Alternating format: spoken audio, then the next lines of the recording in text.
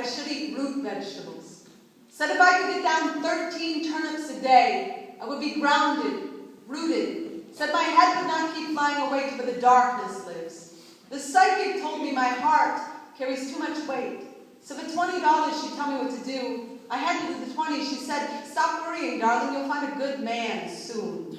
The first psychotherapist said I should spend 3 hours a day sitting in a dark closet with my eyes closed, my ears plugged. I tried it once but couldn't stop thinking about how gay it was to be sitting in the closet. The yogi told me to stretch everything but the truth. Said to focus on the out-breath. Said everyone finds happiness if they can care more about what they give than what they get. The pharmacist said Klonopin, Lamictal, lithium, Xanax. The doctor said an antipsychotic might help me forget what the trauma said. The trauma said, don't write this poem.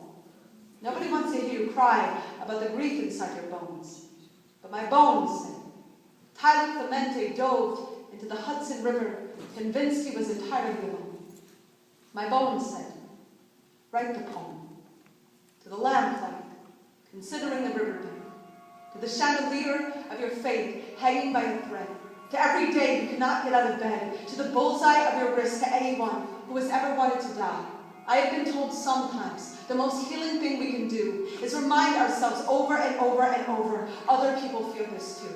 The tomorrow that has come and gone, and it has not gotten better. When you are half finished writing that letter to your mother, this is, I swear to God, I tried. But when I thought I'd hit bottom, it started hitting back. There is no bruise. Like the bruise, loneliness kicks into the spine. So let me tell you, I know there are days it looks like the whole world is dancing in the streets where you break down like the doors of their looted buildings. You are not alone. And wondering who will be convicted of the crime of insisting you keep loading your grief into the chamber of your shame. You are not weak just because your heart feels so heavy. I have never met a heavy heart that was in a phone booth with a red cape inside. Some people will never understand the kind of superpower it takes for some people to just walk outside. Some days I know my smile looks like a gutter on a fallen house, but my hands are always holding tight to the ripcord of believing a life can be rich like the soil, can make food of decay, turn wound into highway, pick me up in a truck with that bumper sticker that says it is no measure of good health to be well adjusted to a society. I have never trusted anyone with a pulled back bow of my spine, but I trust the ones who come undone at the throat, screaming for their pulse to find a fight to pound.